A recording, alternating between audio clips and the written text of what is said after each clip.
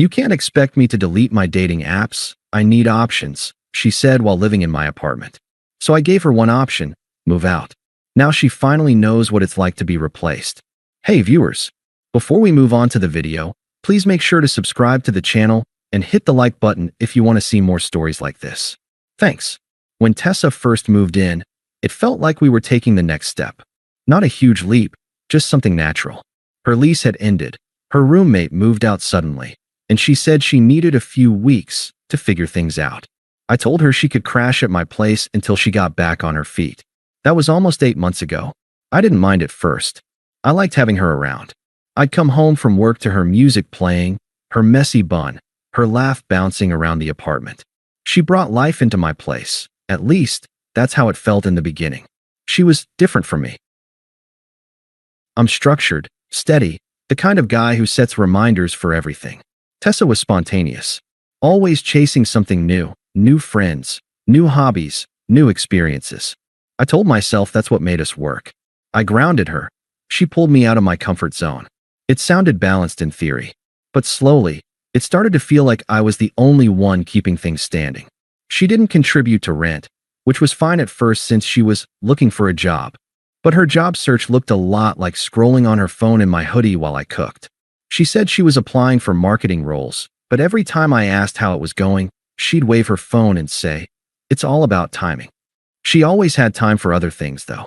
Lunches with friends from the gym, late-night drinks with a friend visiting from out of town. When I'd ask who she was meeting, she'd smile and say, "Relax, babe. You know I'm loyal. You're acting like my dad, not my boyfriend." That line stung more than I'd admit. The first real crack appeared one night when we were watching a movie on the couch. Her phone buzzed twice, and she grabbed it so fast she almost spilled her drink. I caught a glimpse of the notification, a dating app icon. I froze for a second, thinking maybe I imagined it. But she noticed my look and laughed. "Oh my God, Ethan," she said, shaking her head. "It's not what you think." "Really?" I asked. "Because it looked exactly like what I think. It's just a stupid app. I don't even use it seriously," she said, grinning like I was being ridiculous. "I like seeing what's out there. It's like window shopping." "While you're living with me?" I asked quietly. She rolled her eyes. "You're reading too much into it. I'm not meeting anyone. It's harmless. You can't expect me to delete everything just because we live together." I didn't know what to say. I wanted to believe her. I told myself she was just being immature, not malicious. That she'd eventually realize how disrespectful that was. But the truth was, she already knew. She just didn't care. After that, things started feeling off. She'd spend hours on her phone, smiling at the screen. She'd leave dressed up, saying she was meeting friends, but never specify who. When I tried to talk to her about it, she'd switch the blame instantly. "You're getting clingy," she said one night, standing by the door with her purse. "I can't breathe when you're like this." "I'm asking where you're going," I said. "That's not clingy. You're trying to control me," she shot back. "If you don't trust me, maybe we shouldn't live together." That was her go-to line whenever I questioned anything. "If you don't trust me, maybe we shouldn't live together." And every time, I'd drop it. Because I didn't want to start another fight. Because I thought being calm meant being mature. But it just meant she knew I wouldn't do anything. A week later, we went to a friend's dinner party. One of my buddies brought a bottle of wine, nothing fancy. Tessa leaned over during dinner and whispered, "Please don't tell them that's from you. It's cheap. I'll pretend it's mine." I stared at her. "You're kidding." She gave me a tight smile. "Just trust me, okay?" That's when it hit me. She wasn't embarrassed by the wine. She was embarrassed by me. When we got home, I tried to talk to her about it. She didn't apologize. Instead, she smirked and said, "You take everything so personally. Not everything's an attack." Then she added, half laughing, "Honestly, you'd be less uptight if you had options too." "Options?" I repeated. "Yeah," she said, pulling her hair up into a bun. "You can't expect me to delete my dating apps. I need options. It's not like we're married." She said it casually, like she was talking about a shopping list. I didn't argue. I just nodded, pretending I didn't care. But that sentence, "I need options," replayed in my head for days. It became the moment I realized I wasn't in a relationship. I was a placeholder. And placeholders don't beg to be kept. They step aside. After that night, I started watching more carefully, not to spy on her, but to finally see her without excuses. It didn't take long. Tessa got bolder once she realized I wouldn't push back. She'd sit on the couch swiping on her phone, screen tilted away, smirking at messages she clearly wasn't sending to friends. I'd walk by, and she'd minimize the app so fast it became a reflex. One morning, I made coffee before work and noticed she was dressed up, full makeup, curled hair, perfume strong enough to smell from across the room. "Big interview?" I asked, trying to sound casual. She didn't look up from her phone. "Just brunch." "With who?" She smiled, finally meeting my eyes. "Why do you need to know everything?" "Because you live here," I said. She sighed like I was exhausting her. "Ethan, I'm not doing this. You're acting jealous again. It's not attractive. I'm asking a question, not accusing you," I said quietly. "Same difference," she muttered, grabbing her purse. "You know, I miss when you were chill.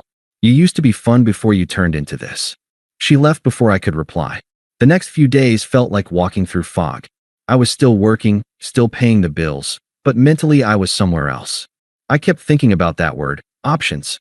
She wasn't just keeping them open. She was living like she already had them lined up. The confirmation came a week later. I got home early one Friday. She thought I'd be working late, so when I opened the door, she froze mid-laugh, sitting on the couch with two of her friends. Both guys. One of them, some tall guy with sleeve tattoos and gym shorts, had his arm draped casually across the back of the couch, just behind her shoulders. She didn't move away. "Hey, babe," she said, trying to sound normal. "You're home early." "Clearly," I said, looking at the stranger who barely acknowledged me. "This is just a hangout," she added quickly. "Relax." "Right," I said. "Just three friends hanging out in my apartment while I pay for everything." The tattooed guy chuckled. "You the landlord or something?" I looked straight at him. "Yeah, and rent's overdue." Tessa stood up fast, annoyed. "God, you're so dramatic. It's not that deep. You're having guys over without telling me, Tessa," I said. "You think that's not disrespectful?" She rolled her eyes. "You're acting insecure again. This is exactly why I keep saying you need to loosen up. Loosen up while you flirt with other guys on my couch." I asked. The guy raised his hands. "Hey man, I didn't know you two were." "It's fine," I interrupted. "You don't need to explain. You can both go." Tessa snapped. "You don't get to kick my friends out. This isn't your house." I turned to her, calm but firm. "Actually, it is." Silence. Her friends shuffled awkwardly, and within a minute, both of them left. She stood there fuming, arms crossed, face red with anger. "You just embarrassed me," she said. "No," I replied. "You did that yourself." That night, we had the fight that ended everything. She started pacing, saying I was controlling, that I didn't trust her, that she deserved freedom. "You're suffocating me," she said, tears welling up. "I can't live like this, constantly being monitored." I let her finish, then asked, "What exactly are you fighting for, Tessa?" "The right to act single while living rent-free." She glared at me. "You're twisting everything. I'm just being honest about who I am. I can't pretend to be some obedient girlfriend. I need options." There it was again. Options. I nodded slowly. "You're right. You should have them." She blinked. "What's that supposed to mean?" "It means I'm done getting in the way," I said quietly. "You want to see what's out there? Go ahead. You've got 2 days to move out." Her jaw dropped. "You're kicking me out? Over this?" "Not over this," I said. "Over everything that led up to it." She laughed in disbelief. "Wow. You think you're making some kind of power move? You're just proving you can't handle a real woman." I smiled a little. "Then I guess you'll find someone who can." That shut her up. She stormed into the bedroom, slammed the door, and spent the next hour calling friends, hoping someone would let her crash. I could hear her through the wall, the tone flipping between anger and desperation. I didn't say another word. I sat on the couch she used to occupy, drinking the same coffee she always complained about, and felt something I hadn't felt in months. Peace. For the first time, the apartment was quiet, and I liked it that way. The next morning, she was still in the bedroom when I woke up. Normally, she'd be blasting music, doing makeup, or scrolling through TikTok while I made breakfast. But this time, there was silence. Heavy, uncomfortable silence. When I walked in, she was sitting on the edge of the bed, phone in hand, eyes red. She looked up at me, her voice small for once. "So that's really it?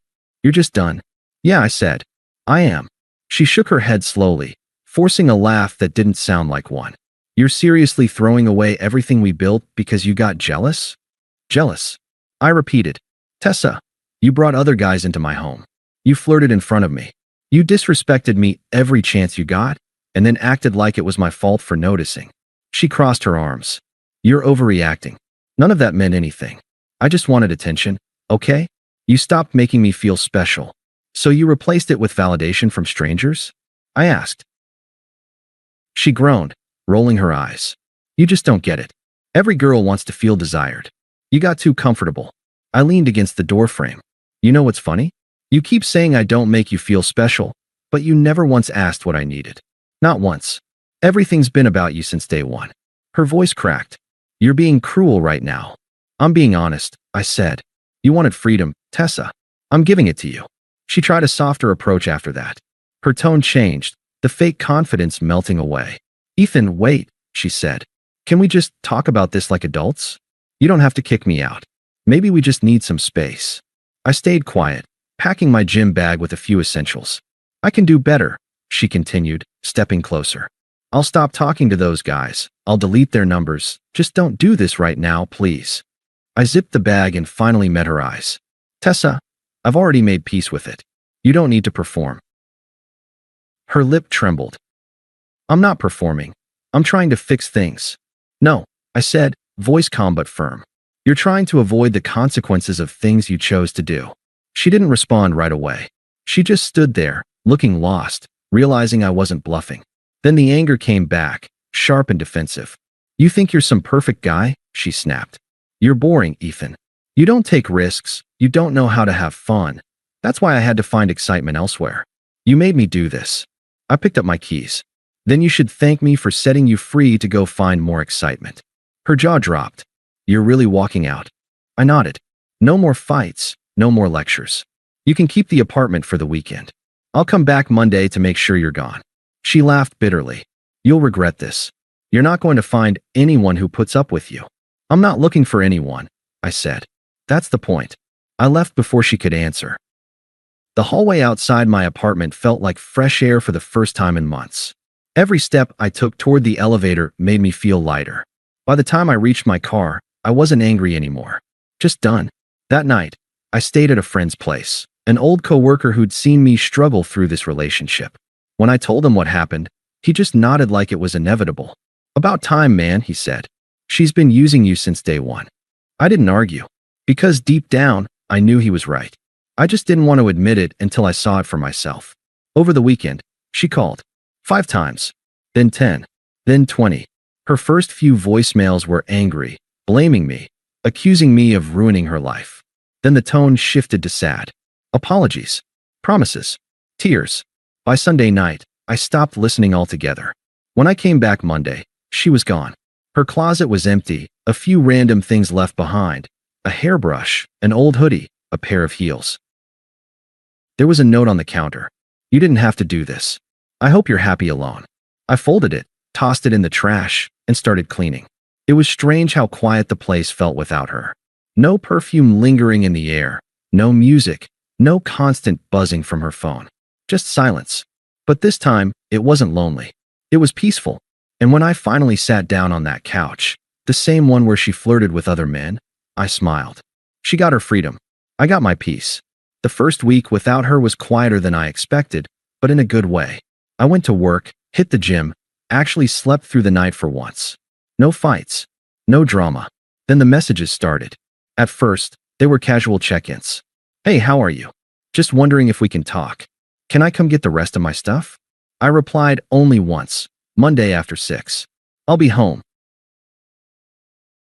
She showed up right on time, wearing one of her apology outfits. Hair done, subtle makeup, just enough perfume to remind me of what used to make me weak. She tried to smile. You look good. So do you? I said flatly, holding the door open. Her eyes flicked around the apartment like she was walking through a museum of her old life. It feels weird being here again. Then don't stay long. That hit her. She swallowed, then sat on the couch, the same one from that night. Ethan, listen, she started softly. I messed up. I got caught up in stupid things that didn't matter. You didn't deserve that. I didn't say anything. I just let her talk. I thought I wanted freedom, but really, I just didn't appreciate what I had. She continued, voice trembling. I thought those guys liked me. But the second they realized I didn't have my own place or money, they disappeared. I raised an eyebrow. Even your options realized what you were. She winced. You don't have to say it like that. I'm just being honest, like you always said you wanted. She bit her lip. I know I can't undo what I did, but maybe we can start over? I've been thinking about us a lot. I leaned back against the counter. Tessa, you didn't think about us when it mattered. You thought about what you could get away with. Her voice cracked. I was stupid, okay? But you loved me once. Doesn't that mean anything? It did, I said. But love dies when respect does. You killed both. She looked like she might cry, but instead she stood up, suddenly angry again. So that's it. You're just cold now? You don't even care? I shrugged. I cared when it could have made a difference. She stared at me for a long moment, then whispered, You'll regret this. I doubt it, I said and opened the door. She left without another word. For a while, she kept testing the boundary. Little texts, random calls, usually after midnight. I miss you. Can we talk?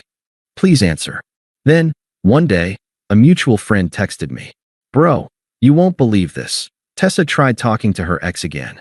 I laughed. Which one? The one before you. The guy she used to call toxic. Apparently, she had messaged him on Instagram. Tried to rekindle something. Told him she was single and working on herself. He replied once, something short like, hope you're good, and then blocked her. A week later, she posted one of those long, vague captions on social media. Some people never appreciate your heart until it's too late. Healing and focusing on me. The comments were brutal. Half her friends didn't even bother defending her anymore. People knew what she did. Word gets around fast when you make drama your brand. She texted me again that night. I just wish we could go back to how things were. I didn't respond. The next weekend, I ran into her by accident, grocery store parking lot. She looked different. No makeup, messy bun, hoodie that clearly wasn't hers. She froze when she saw me. Hey, how have you been? She asked, forcing a smile. Good. You. She hesitated. Trying to be. Things have been rough. I nodded. Yeah, I figured. Her voice dropped to a whisper. I lost a lot when I lost you. I almost felt bad. Almost. But then I remembered every time she rolled her eyes. Every time she called me insecure. Every time she laughed when I tried to set a boundary. So instead of comforting her, I just said, we both gained something too. She frowned. What's that supposed to mean? I got my peace, I said. And you got your freedom. For a second, she didn't say anything. Then she looked away, blinking fast. Guess I didn't handle freedom very well. Most people don't, I said, walking past her. She turned, desperate now. Ethan, please, can we just talk for 5 minutes? I'm not trying to get back together. I need closure.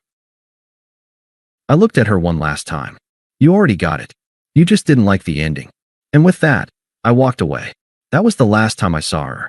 A few weeks later, someone sent me a screenshot of her new account. Private, new handle, new bio. The old one was gone. No more selfies. No more queen energy. Just silence. And honestly, that's when I knew she finally learned the lesson I couldn't teach her.